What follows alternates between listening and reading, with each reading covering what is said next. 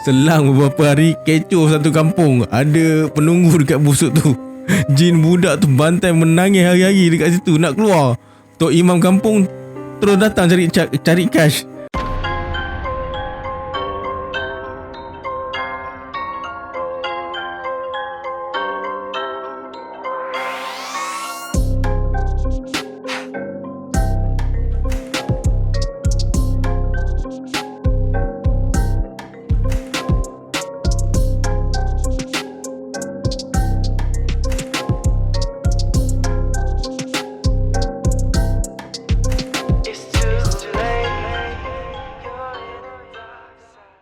Bismillahirrahmanirrahim. Assalamualaikum semua, kembali lagi bersama saya Syarul. Baiklah, dalam video kali ini saya akan kongsikan part kedua kisah dari arwah Kash yang matanya tak berhijab. Malam ni saya akan kongsikan 4 kisah dari arwah. Bagi yang terlepas part 1, boleh klik link dekat description box di bawah. Oh ya, siapa yang nak join grup Telegram saya letakkan link juga dekat bawah. Bagi yang belum subscribe, sila subscribe sekarang dan tekan notification bell sekali. Sebelum saya mulakan, jom kita baca selawat Nuri Mubin dulu. Sallallahu Rabbuna ala nuril mubin Ahmad al-Mustafa Sayyidil Mursalin. Sallallahu Rabbuna ala nuril mubin Ahmad al-Mustafa Sayyidil Mursalin. Sallallahu Rabbuna ala nuril mubin Ahmad al-Mustafa Sayyidil Mursalin. Baiklah, tanpa membuang masa lagi, jom let's jump to Rabak Serah.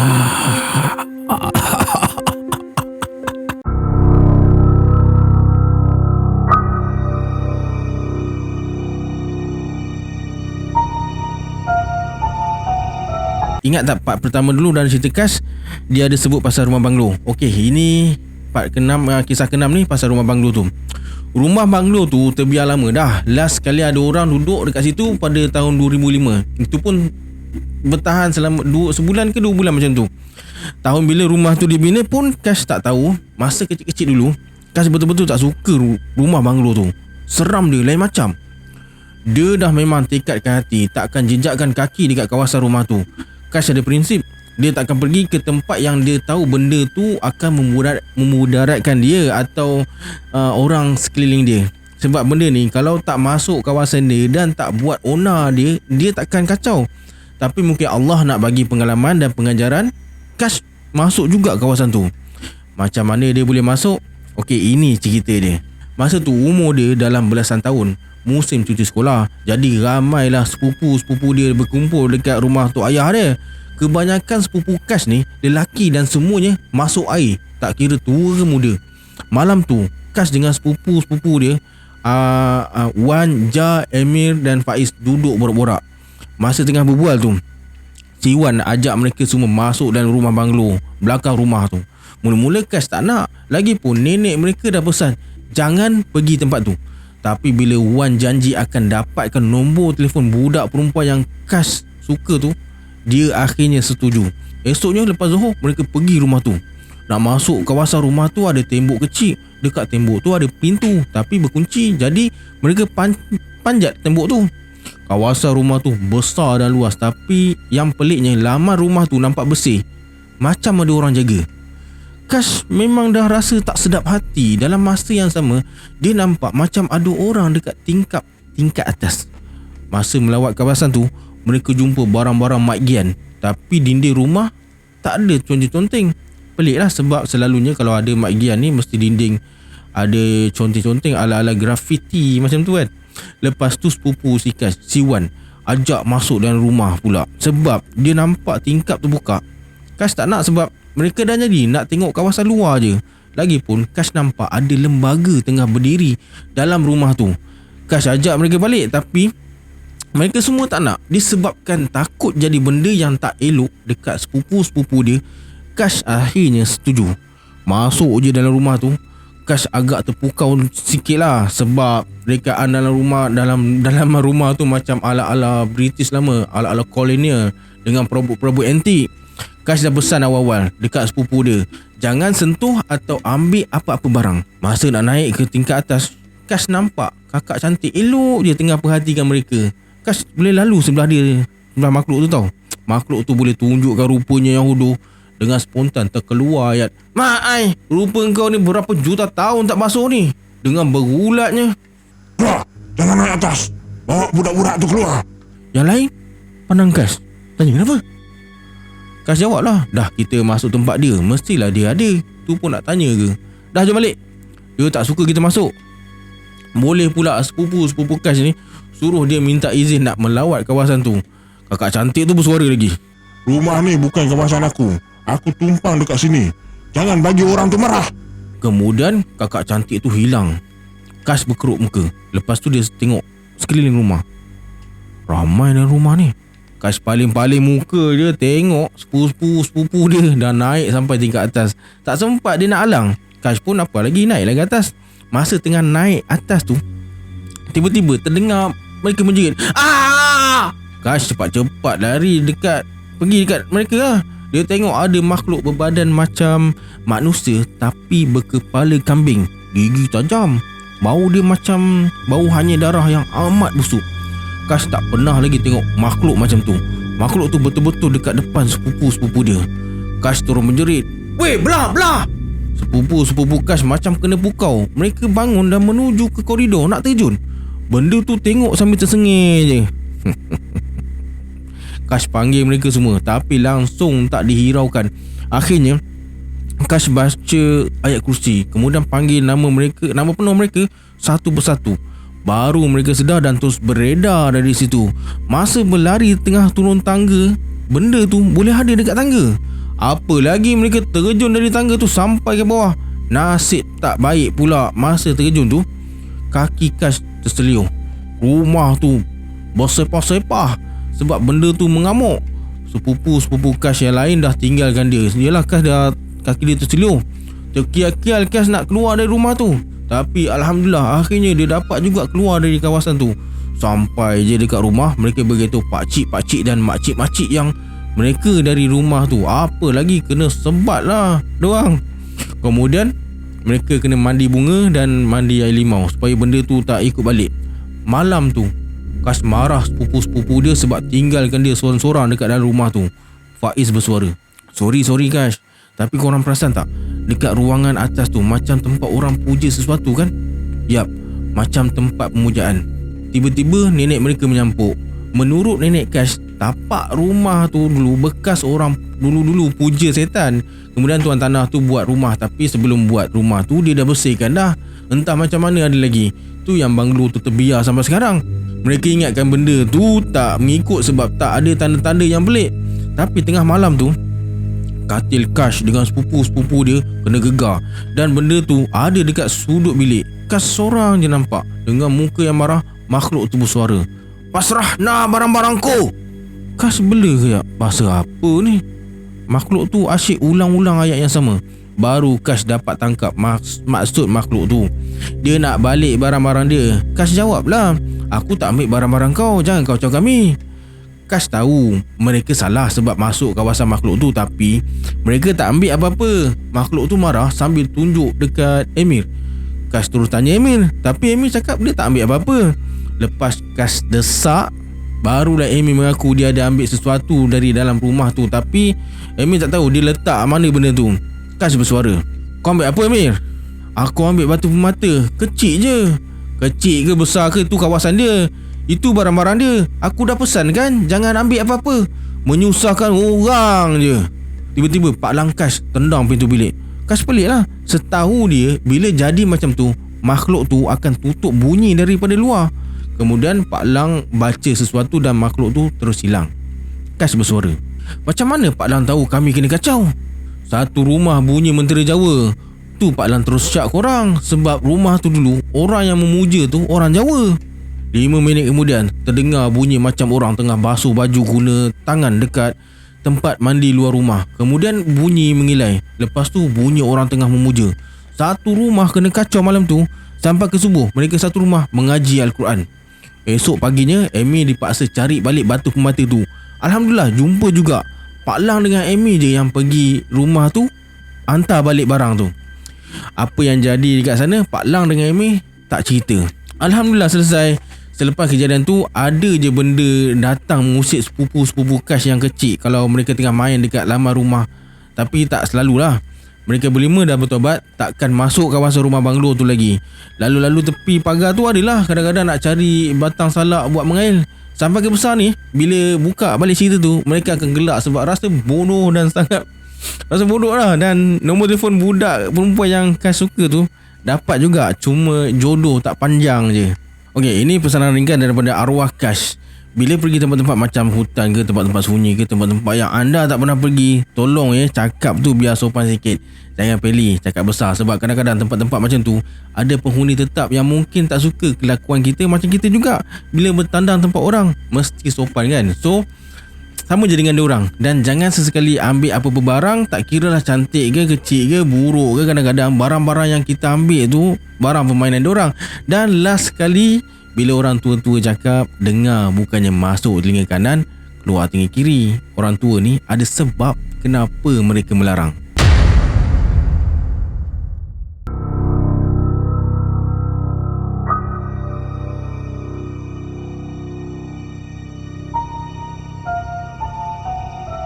Okey, tadi kisah ke-6, ni kisah ke-7 pula. Okey, kisah ni ada 2 cerita Cerita pertama macam ni. Masa dulu, malam raya ni lah malam yang ditunggu-tunggu bagi budak-budak kampung macam Kash ni. Boleh main bunga api, meriam bulu dan boleh keluar lewat malam sebab mak bapak Kash sibuk dengan lemang, ketupat dan masakan lain. Masa ni lah Kash gaibkan diri. Kejadian ni terjadi masa Kash dalam perjalanan nak pergi main perang-perang mecun dengan budak-budak kampung sebelah. Masa dalam perjalanan tu, Kash terserempak dengan seekor jin berupa budak kecil tengah main-main dalam semak. Jadi datanglah ide jahat si Kash ni. Kash suruh jin budak tu keluar. Jin tu keluar sambil tersengih. Tak adalah seram mana muka dia, macam muka budak-budak tadika je. Kash ajak dia main, dia mengangguk. Jin tu memang tak menjawab. Dia hanya geleng-geleng kepala dan ngangguk-ngangguk je bila dia tanya. Kash ajak jin budak tu ikut dia. Jin tu ikutlah Kash. Tepi jalan nak ke surau tu ada busuk kecil. Kash suruh jin tu cangkung atas busuk tu sambil tutup mata. Sebab tadi Kash ajak jin budak tu main sorok-sorok. Jin budak tu ikut je cakap Kash. Macam orang blur je. Masa jin budak tu cangkung atas busuk sambil pejam mata tu, Kash pergi pagar busuk tu. Lepas pagar busuk tu, Kash duduk jauh sikit dan suruh jin budak tu buka mata. Bila jin tu nak datang dekat Kash, kepala dia terhantuk dekat pagar, dekat dinding pagar yang Kash buat tadi. Kash ketawa lah sambil berkata, padahal muka kau duduklah situ sampai kiamat. Sedih gila muka jin budak tu. Macam muka budak-budak minta dilepaskan. Ya Allah. Lepas kenakan jin budak tu, Kash terus pergi tempat budak-budak kampung dia main perang-perang. Selang beberapa hari, kecoh satu kampung. Ada penunggu dekat busuk tu. Jin budak tu bantai menangis hari-hari dekat situ nak keluar. Tok Imam kampung terus datang cari Kash. Tanya kenapa dia kurung budak tu dekat busuk. Kash jawab lah dia saja-saja main-main. Tok Imam bukakan balik pagar tu sebab laluan situ laluan nak ke surau. Nanti makin ramai takut nak ke surau. Lepas kejadian tu, bila jumpa je dengan jin budak tu, Kash cuba panggil balik. Panggil lagi lah. Tapi dia tak nak datang. Nampak sangat muka jin budak tu dah muka seri. Cerita kedua ni jadi masa malam raya juga. Kash pernah sekali balik mecum bola dekat pocong. Kebetulan mecum bola tu tok guru dia dah jampi kan, sebab nak halau lah makhluk tu datang dekat Kash dan untuk halau binatang juga. Kash ambil mecum bola tu sorok daripada tok guru dia. Kemudian Kash jalan-jalan naik basikal pergi dekat tempat yang selalu pocong muncul. Kash bawa lesik sekali tau. Pocong ni masa Kash belum jadi berani lagi, dia selalu kacau Kash. Jadi masa untuk membalas dendam. Bila sampai dekat tempat tu, Kash nampak pocong tu tengah melompat-lompat. Pam. Kash apa lagi tak lepaskan peluang. Dia terus lestik pocong tu. Melepom, terbakar kain pocong tu. Lepas tu dengar bunyi berdebuk. Pocong tu jatuh. Kash ketawa berdekah-dekah. Sambil ketawa tu, Kash lestik lagi. Bom. Kemudian Kash datang dekat pocong tu dan bersuara, "Kau ingat aku lagi tak? Akulah yang suka kau kacau sangat dulu. Sekarang rasakan penangan mercun bola jampi. Tak lama kemudian pocong tu hilang dan tak pernah muncul dekat tempat tu lagi.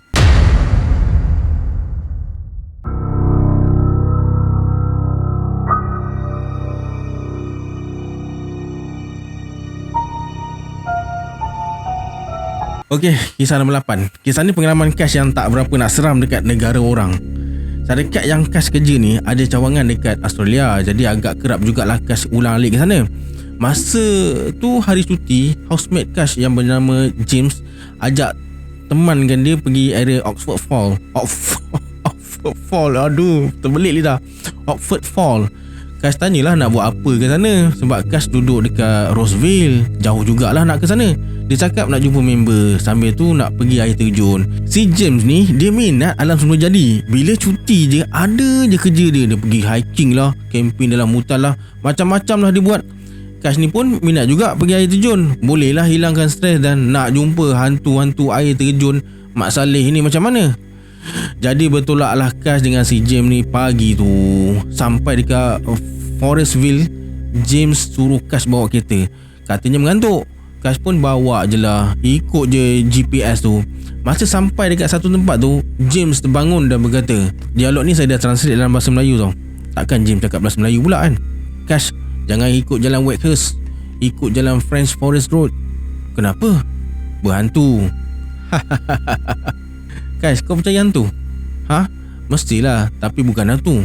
James pelik, yelah percaya hantu tapi bukan hantu. Kash berkata lagi, kami orang Muslim percaya adanya jin dan syaitan. Syaitan tu yang menyerupai hantu. Masa ni James tak tahu lagi yang Kash ni boleh nampak benda-benda halus. Mereka pun berborak-borak lah lagi pasal jalan yang dia tak bagi lalu tu. James cakap jalan tu ada perempuan bernama Kelly yang selalu tumpang atau kacau orang-orang yang lalu dekat situ malam-malam. Kash ingat dekat Malaysia je banyak cerita-cerita macam ni. Bila James cakap malam je benda tu banyak kacau, jadi Kash cakap kita akan sampai sebelum malam, jadi jangan risau. Tengah-tengah borak tu, boleh pula si James ni bantai tidur balik. Tak pasal-pasal Kash cakap sorang-sorang. Sampai dekat simpang 4, GPS suruh belok kiri. Kash belok je lah. Masa tu Kash tak tahu pula tu jalan Wakehurst Road, sebab Kash dengar je GPS tu, tak tengok pun telefon.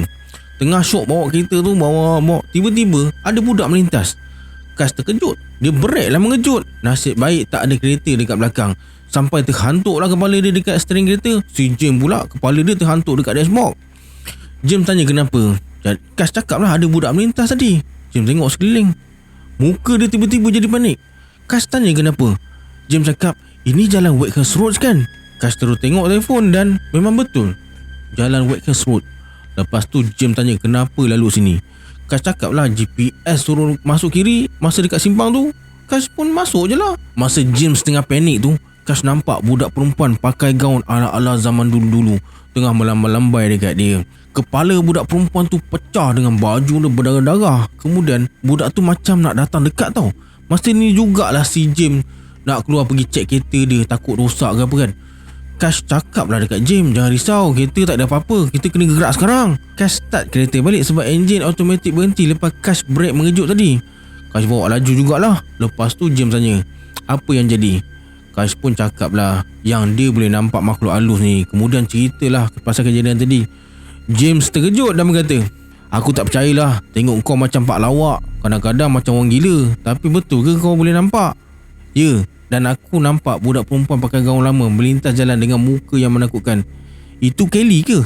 James giling kepala. Dia cakap Kelly ni perempuan pakai baju pengantin dan Kelly ni dah lama jadi penghuni dekat sini, dah bertahun-tahun lamanya. Sambil bawa kereta tu, Kash cuba intai rear mirror.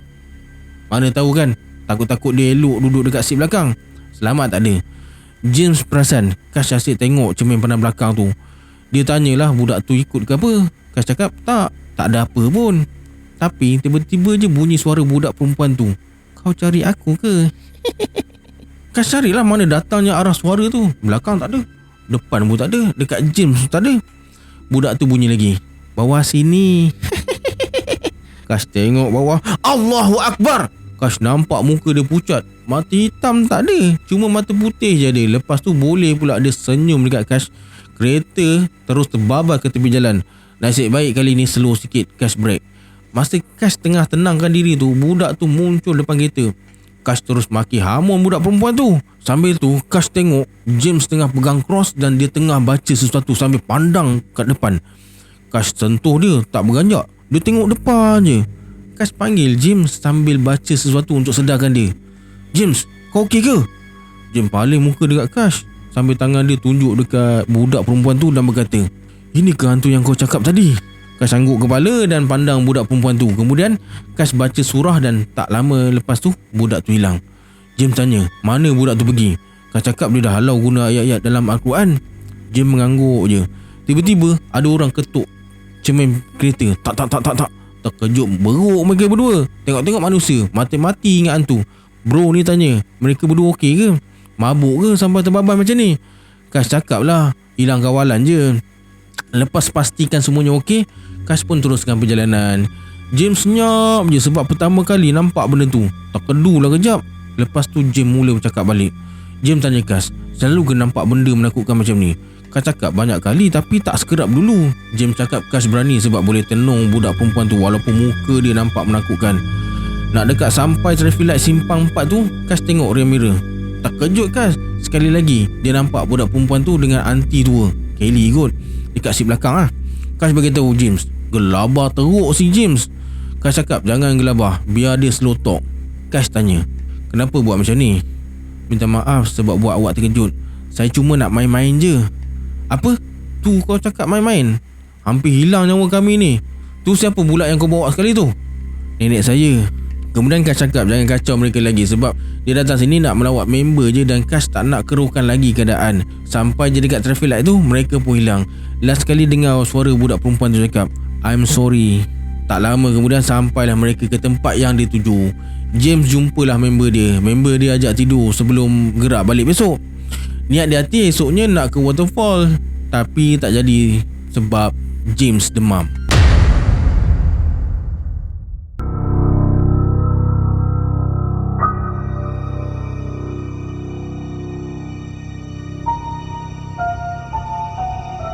Masa Kash umur belasan tahun dulu, dia ada masalah kesihatan sikit. Jadi agak kerap jugalah dia dimasukkan ke hospital.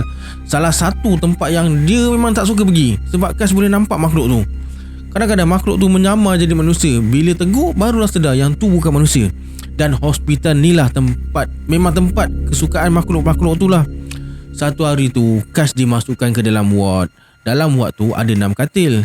Kash duduk katil tengah belah kiri. Depan Kash ada seorang abang, nama dia Abang Kai. Kash tak tahu dia sakit apa. Cuma yang Kash tahu dia kena ambil air dekat tulang sumsum. Dan paling mengejutkan, Abang Kai ni boleh nampak makhluk tu tapi dalam bentuk duk sinar. Dia hanya nampak asap-asap je. Bila malam, Kash cuba perhatikan sekeliling dia sebab masa dia masuk pagi tadi tak ada nampak apa-apa. Tiba-tiba Kash nampak jin belaan aka hantu raya duduk sebelah Abang Kai.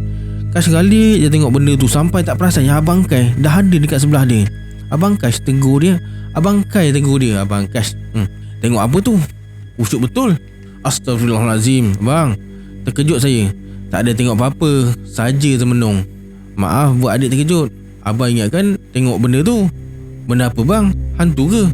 Yap, tapi abang cuma nampak macam asap tebal je. Abang nampak asap, saya pula nampak rupa benda tu. Maaf tanya, tu abang punya ke? Pagi tadi tak ada, malam ni tiba-tiba pula muncul sebelah katil abang.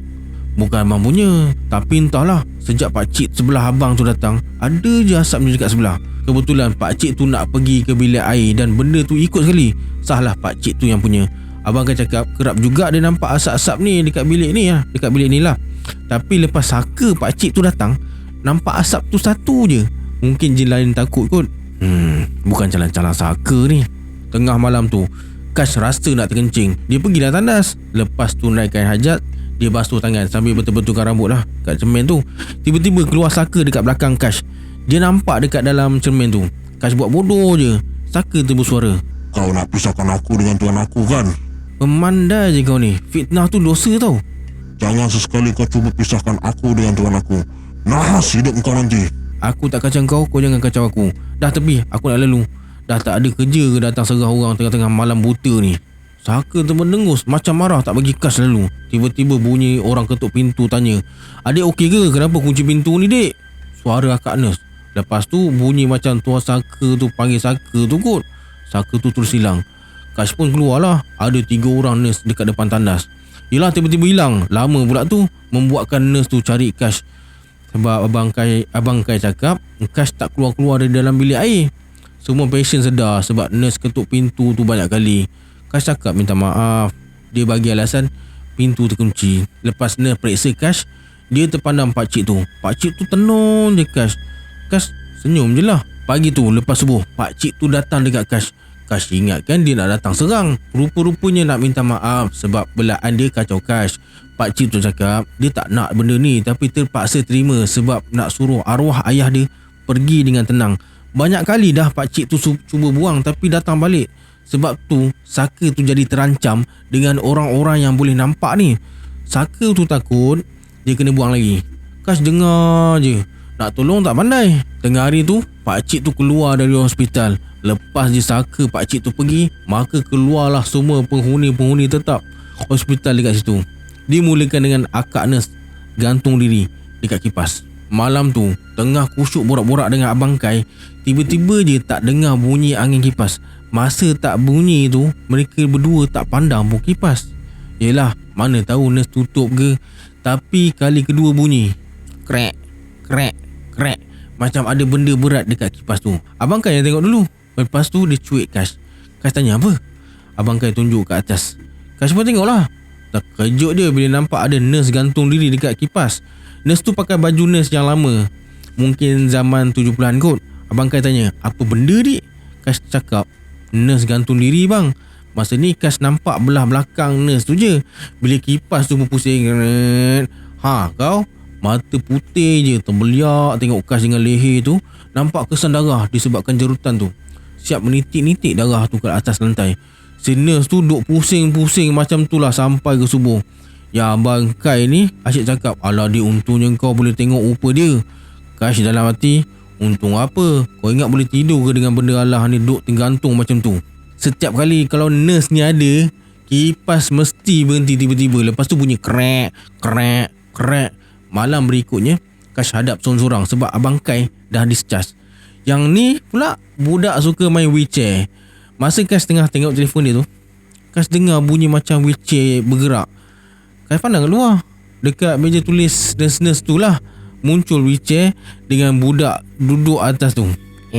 Duduk main tu lah, depan belakang. Kash perhati je. Dia pelik lah, takkan nurse ni tak larang. Kemudian budak tu terus hilang. Sah setan. Tiba-tiba budak tu muncul depan Kash dengan wheelchair dia sekali. Terkejut Kash. Budak tu boleh sengih je. Nasib baik tak menyeramkan. Mata hitam je, nampak macam budak dalam cerita Ju-on tu. Tapi yang ni dekat leher dia ada tertusuk besi. Kash tanya budak tu dalam nada berbisik, adik nak apa? Kenapa tiba-tiba datang ni? Terkejut abang. Adik kalau nak main wheelchair, main dekat koridor sana je. Sini susah, jalan sempit, kan accident. Tersusuk pula satu lagi besi. Abang nak tidur, jangan ganggu abang. Kalau ganggu, abang bakar wheelchair kau. Dah, syuh. Macam halau kucing je suruh budak tu pergi. Sengih je budak tu. Nasib le budak tu dengar cakap terus pergi. Tapi itulah, dia sambung main wheelchair dekat tempat tadi juga. Lantak kau lah dik, kau yang insiden bukan aku. Macam itulah kisah zaman Kash dimasukkan ke hospital dulu. Banyak lagi yang dia jumpa, tapi itu je yang dia ingat. Masa Kash tengah tulis kisah ni pun, dia dalam ward. Ward sekarang ni pun ada juga duduk bawah katil dia. Sekali-sekala keluar kepala intai Kash tengah buat apa. Nasib baik tak kacau.